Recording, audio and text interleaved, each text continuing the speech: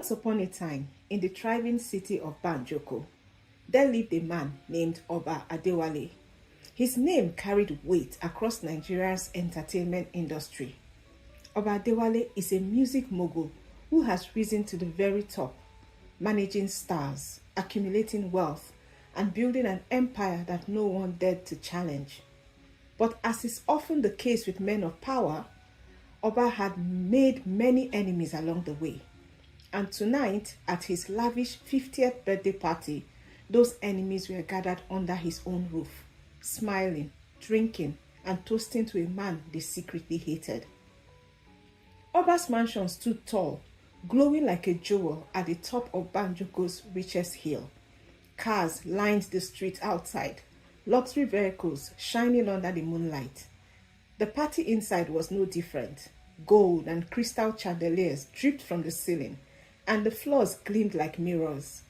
The guests were the who is who of Banjoko's elite, musicians, politicians, businessmen. Yet, despite the glitz, there was an undercurrent of tension in the air.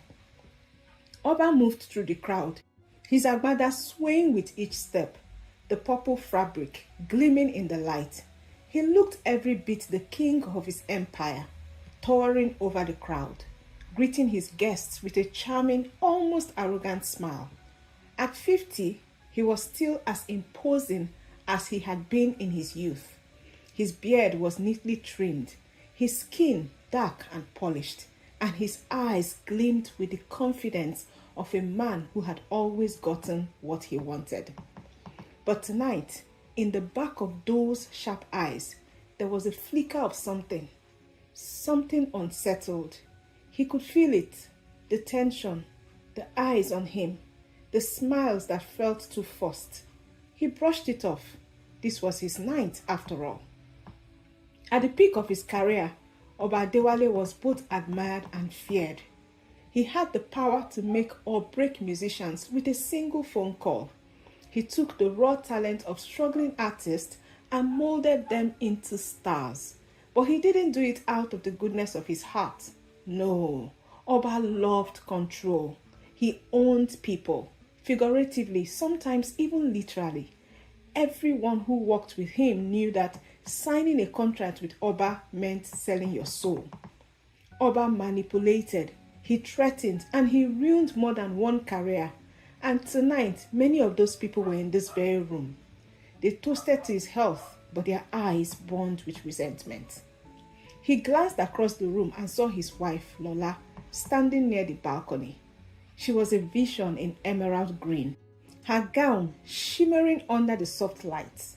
At 45, Lola was still stunning, graceful and elegant. But behind the beauty was a woman who had been broken down over the years. Lola sipped her wine, watching her husband from a distance. She had mastered the art of pretending over the years, pretending to be happy, pretending to be that supportive wife, pretending not to care about his countless affairs, pretending to be part of his world when she had long felt like an outsider. She had once loved Oba, truly, but that was before he had become consumed by power and control, before he started treating her like one of his possessions. His neglect had been slow at first, a few missed dinners, forgotten anniversaries, but over time, it had grown into something more sinister. The affairs were an open secret. The humiliation was public. Lola hated him for it. She hated him for the years she had wasted, for the self-respect she had lost. But tonight, she was as calm as ever, her eyes betraying nothing as she stood there, glass in hand. She had been planning this night for months.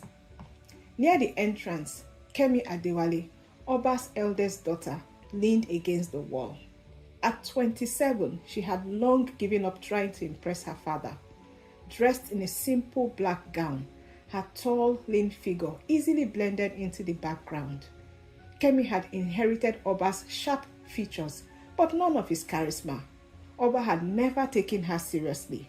She had been part of his business for years, working tirelessly in the background, but Oba had always dismissed her. "You don't have the fire for this," he'd once told her. his voice dripping with disappointment. The fire. Those words had haunted her for years. Kemi hated her father for never recognizing her value, for always seeing her as a weak woman who couldn't handle the cutthroat world of business.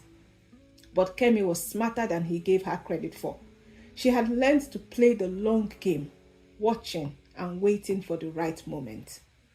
Deji Adewale, the middle child, was laughing too loudly by the bar, clearly already drunk. At 25, Deji had been the golden boy once, Oba's pride and joy. But years of bad decisions, gambling and failed businesses had turned him into a disappointment. Deji had tried to live up to his father's expectations, but each time he had fallen short.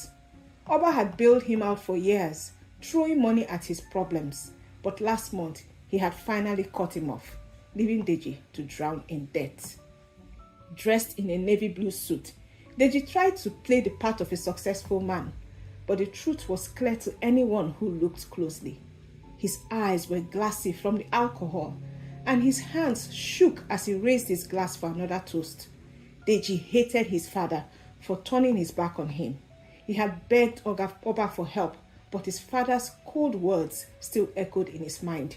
"You are a grown man now, figure it out." Tayo, the youngest of Oba's children, stood in the balcony, staring out at the city lights.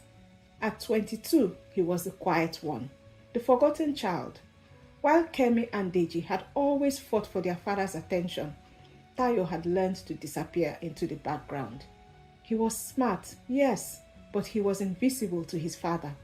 Oba had once laughed and called him the quiet one, and it had stuck. Tonight, Tayo wore a plain white shirt and black pants. He didn't belong in this world of glitz and glamour, but here he was, pretending like the rest of them. He watched as his father charmed the room, making everyone feel small in comparison. But tonight, Tayo felt something new, something dark rising inside him. Years of being overlooked had hardened him in ways no one had noticed. In a secluded corner of the garden, Amara paced nervously, her red dress flowing around her like liquid fire. Tall, with flawless skin and eyes that could stop traffic, Amara was Oba's secret. For 2 years, she had been his mistress, waiting for him to leave his wife, to make good on his promises. But Oba had done what he always did. He kept stringing her along, feeding her lies about soon and just a little longer. Amara hated him for it. She hated him for making her feel like a fool. She had risked everything for him, her reputation, her career, and yet she remained in the shadows. She was tired of waiting. Tonight, she wanted answers. Biodun Adewale, Oba's younger brother, stood near the bar, swirling a glass of whiskey in his hand. At 48, Biodun had spent his entire life living in his brother's shadow. While Oba became rich and famous, Biodun had barely scraped by, managing one of the smaller, less glamorous branches of the business. He resented every second of it. Biodun was dressed in a deep blue agbada, but the fabric clung uncomfortably to his body. He was never as polished, never as smooth as Oba. Growing up, they had been close, but the more successful Oba became, the more distant they grew. Now, they barely spoke, and when they did, it was always about business, never family. Biodun hated his brother. He hated the way Oba looked at him with barely concealed pity, hated the way he flaunted his success, and tonight, as he watched Oba revel in the spotlight once again, that hatred burned hotter than ever. The night wore on, and the party reached its peak. Guests filled the ballroom, dancing and laughing. Oba moved through the crowd like a king, shaking hands, clicking glasses, and enjoying the attention. But behind every smile, behind every toast, was a simmering resentment, an unspoken rage. The tension in the room grew thick, but no one spoke of it. Instead, they kept up the charade, sipping champagne and exchanging pleasantries. Kemi watched from the corner, her hands clenched into fists. Deji drank himself into a stupor, glaring at anyone who dared look his way. Lola remained poised, but her eyes followed Oba's every move with an intensity that couldn't be ignored. At one point, Oba slipped away from the party, heading to the garden for some fresh air. Unbeknown to him, Amara followed. She had waited all night for this moment. As he leaned against the garden wall, savoring the quiet, Amara approached, her heels clicking softly against the stone. "Oba," she said, her voice low but firm. He turned, surprised to see her. "Amara, what are you doing out here?" "I need to talk to you," she said, stepping closer. "Now." Oba sighed, rubbing his temples. "Not now, Amara. This isn't the time." "Not now?" Her voice rose slightly. "When then? After I've wasted another year of my life waiting for you to leave your wife?" Oba's eyes darkened. "Lower your voice. This isn't the place for this." Amara laughed, a bitter sound that echoed through the garden. "Of course it's not. It's never the right time or the right place, is it?" Before Oba could respond, they were interrupted by a sudden sound, a loud crash from inside the house. Both of them froze, turning towards the noise. If you are enjoying the story so far, I invite you to like the video and tell me in the comments if you like suspense stories like this one. Now, back in the ballroom, chaos had erupted. Deji, in his drunken state, had knocked over a table, sending glasses and plates crashing to the floor. He stood in the center of the room, his face flushed, his eyes wild. "This is all a lie," he shouted, his voice slurred. "This whole party, this whole family, it's all a lie." Guests gasped, some stepping back, unsure of what to do. Lola rushed forward, trying to calm her son, but Deji pushed her away. "Don't touch me," he snarled. "You think I don't know? You think I haven't seen the way you all look at him? The way you all pretend like everything is perfect?" Oba stormed back into the room, his face twisted in anger. "Deji, enough." But Deji wasn't finished. He pointed a shaking finger at his father. "You think you're untouchable, don't you? You think you can do whatever you want and no one will stop you?" Kemi, watching from the corner, felt her heart race. This was it, the moment she had been waiting for. But before she could act, another voice cut through the chaos. "He is right." Everyone turned to see Tayo standing at the edge of the room, his face pale, his hands trembling. His quiet voice seemed to carry more weight than Deji's drunken shouts. "Oba doesn't see any of us," Tayo said softly. "He never has." Oba's eyes narrowed. "Tayo, what are you talking about?" Tayo stepped forward, his eyes locking with his father's. "You don't care about this family. You never have. You only care about yourself, your empire. You forgot about us. You forgot about me." Oba opened his mouth to respond, but before he could say anything, a sudden sharp pain shot through his chest. He gasped, clutching at his heart, stumbling forward. Panic erupted in the room as Oba collapsed to the floor, his body convulsing. Guests screamed, rushing to his side, but it was too late. Within minutes, Oba Adewale, the king of his empire, was dead. The police arrived soon after, and the investigation began immediately. At first, it seemed like a heart attack, a tragic end to an otherwise successful life. But as the night wore on, darker secrets began to surface. It turned out that someone had poisoned Oba's drink earlier in the night. A small little dose slipped into his glass while he wasn't looking. But who had done it? Was it Lola, finally tired of being ignored? Kemi, angry at being dismissed? Deji, desperate for revenge? Or Tayo, the quiet one who had always been overlooked? In the end, it didn't matter. Oba's enemies were many, and his downfall had been inevitable.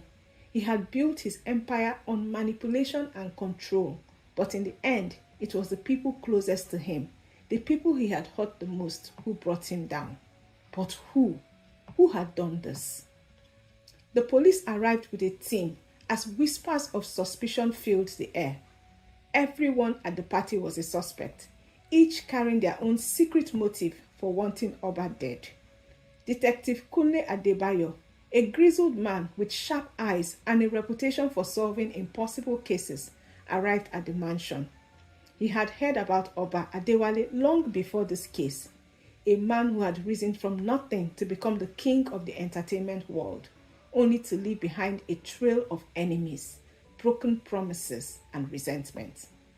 Kunle walked through the grand ballroom where the party had unfolded. Glasses were still scattered, a faint echo of the night's chaos. He looked around, piecing together the last moments of Oba's life. His assistant, Sergeant Femi, appeared at his side. "We've questioned the guests, sir. Everyone has their story, but nothing solid so far." Kunle rubbed his chin. "This is not a simple case of poison. Someone planned this. They were close enough to Oba to get to him. Find me the people closest to him that night." In a small room on the second floor, Lola, Deji, Kemi, and Tayo sat together, their faces filled with tension. Each of them was called in for questioning, one by one. Lola, still in her elegant party gown, now looking fragile, was first. Kunle's voice was calm but probing. "Mrs. Adewale, how was your relationship with your husband?" Lola's hands trembled slightly. We had our differences. Oba was a difficult man, but I loved him.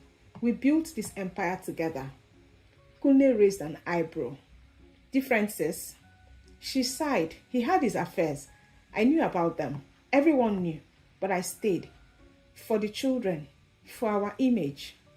Kunle watched her carefully. There was pain in her voice, but there was a hint of something else. "Did you ever consider leaving him?"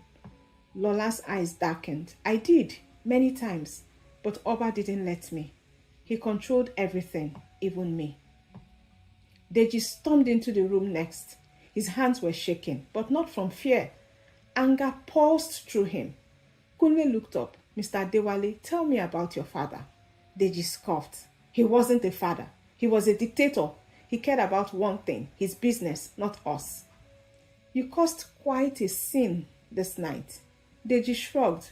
"What do you expect? That man ruined my life. He controlled us like puppets, treated us like we were just extensions of his empire." Kunle leaned in. "Did you hate him?" Deji's eyes flashed. "Yes, I hated him, but I didn't kill him. I'm not stupid enough to do something that obvious." Kunle smirked. "Obvious? Who said it was obvious?" Next was Kemi, Oba's daughter. Her calm demeanor, a contrast to her brother. Kunle studied her closely. "You were quiet last night, Kemi. What was on your mind?" Kemi smiled softly, but her eyes were cold. "I'm always quiet. People don't notice me much, but I notice everything." "What did you notice last night?" Her smile faded. "I noticed that no one cared when he died. Not really." "Did you?" She paused, her expression unreadable. "No." Kunle narrowed his eyes. "You sound like someone who didn't care for him." Kemi's voice was soft but sharp. Oba Adewale wasn't a man who cared for anyone, so why should we care for him? Finally, Tayo, the quiet one, entered. He looked nervous, his hands fiddling with a pen as he sat down. Kunle leaned back. "Tayo, you seemed upset last night. You said some pretty heavy things to your father." Tayo swallowed. "I was angry. I've been angry for years, but I didn't kill him. I wouldn't." Kunle nodded slowly. "But you wanted to." Tayo's voice trembled. Everyone wanted to, but wanting and doing are different things. Kunle scribbled in his notebook. "You said your father ignored you, treated you like you didn't exist." Tayo's eyes watered. "He never saw me, not for who I was." After the family, it was time to question the one person not on the official guest list, Amara, the mistress. She had slipped out of the party unnoticed after the chaos, but the police had found her. Amara sat across from Kunle, her face blank, but her eyes filled with defiance. "You won't find what you're looking for." Kunle smirked. "Oh, I think I will. What was your relationship with Oba like?" She laughed bitterly. It was what it was. He promised me the world, and I waited. But men like him never leave their wives, do they? Kunle leaned forward. Did you slip something into his drink last night? Amara's eyes flashed with anger. If I wanted him dead, I wouldn't need poison. I could have ended him 100 different ways. But no, I didn't kill him. His family did. As the investigation dragged on, it seemed like everyone had a motive, but no one had the means. Kunle was frustrated. He knew the answer was right in front of him, but something wasn't adding up. Then a breakthrough came. Sergeant Femi rushed into Kunle's office holding a small vial. Sir, we found this in the garden near where Oba was last seen before he collapsed. It's the same poison that killed him. Kunle frowned. The garden? That's where Amara confronted him. Femi nodded. Yes, but here's something else. The poison wasn't in his drink. It was absorbed through the skin. Kunle's eyes widened. Through the skin? Kunle called everyone back into the grand room. The tension was thick, the air heavy with suspicion. The sun was beginning to set outside, casting long shadows through the wide windows, as if the house itself was holding its breath. Everyone waited for Kunle to speak, their eyes darting from one suspect to the next. Kunle stood at the center, his notebook in his hand, his face stern. After careful investigation, he began, his voice calm but steady. We have come to some conclusions about the events leading to Oba Adewale's death. He paused, scanning the room. Oba's family and guests shifted nervously. They were all tired, their faces tight with anxiety. Kunle turned his attention to Amara, Oba's mistress. Amara, you were seen near Oba just before he collapsed. The garden, right? Amara's face flushed with shock. Yes, but I swear, I didn't kill him. I loved him in my own way. Kunle didn't flinch. You had every reason to want him dead. He promised you the world, but left you with nothing. Her eyes widened, fear flickering across her face. No, you don't understand. I was angry, yes, but I would never. Kunle cut her short. You left the party quickly. You weren't even on the guest list. Suspicious, don't you think? The room buzzed with murmurs. Oba's children exchanged glances.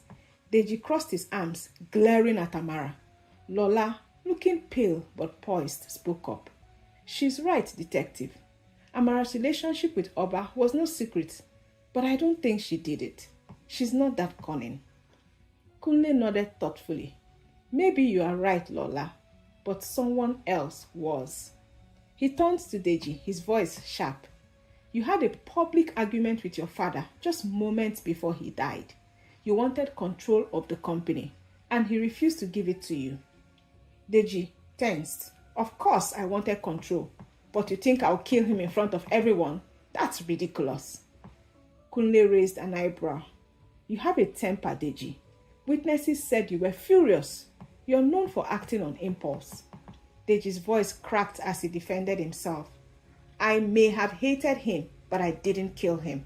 I was drunk and angry, but I would never. Kunle watched him closely, and for a moment, everyone in the room believed it. Deji's hands trembled, his eyes filled with a desperate sincerity. Kunle took a breath and nodded slowly. Maybe you didn't, but you wanted to, didn't you? The thought crossed your mind. The silence was thick, suffocating. Deji collapsed into a chair, head in his hands. The others watched, their expressions unreadable. Just when everyone seemed to have settled on Deji as the culprit, Kunle's phone buzzed. He looked at it briefly, his face darkening. Slowly, he walked over to the group. Well, it seems we may have been looking in the wrong place. Everyone froze. Kunle stepped closer to Kemi, Oba's daughter. Her face was calm, unreadable as usual, but her fingers were clasped tightly together.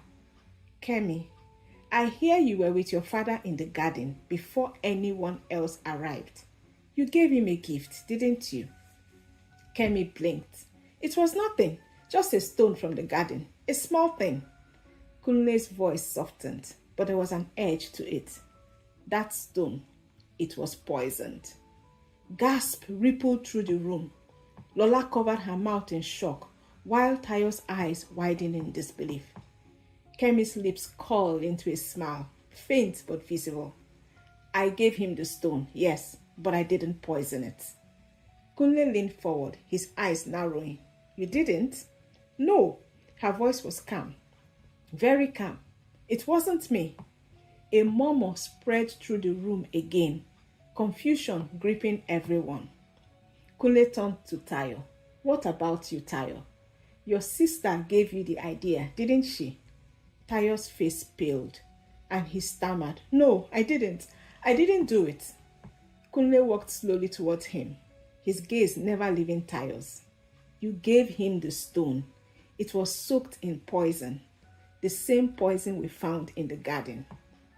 Tayo was shaking now, his voice barely a whisper. I didn't know. I didn't know it would kill him. Kunle's expression softened slightly.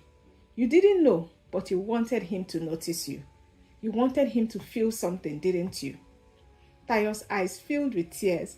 His head hung low. I just wanted him to see me, just once. For a moment, it seemed like the mystery was solved. Tayo had unknowingly played a role in his father's death.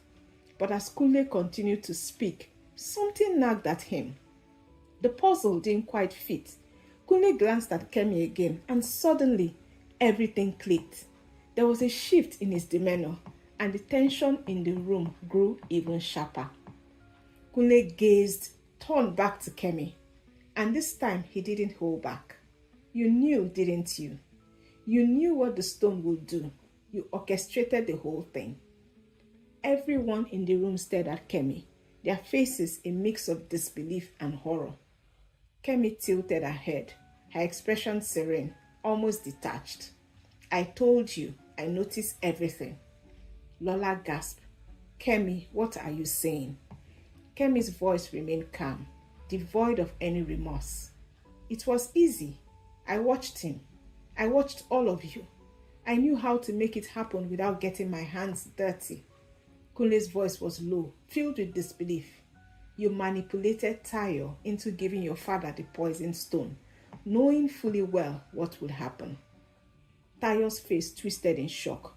Kemi, you told me it would just make him sick, not kill him.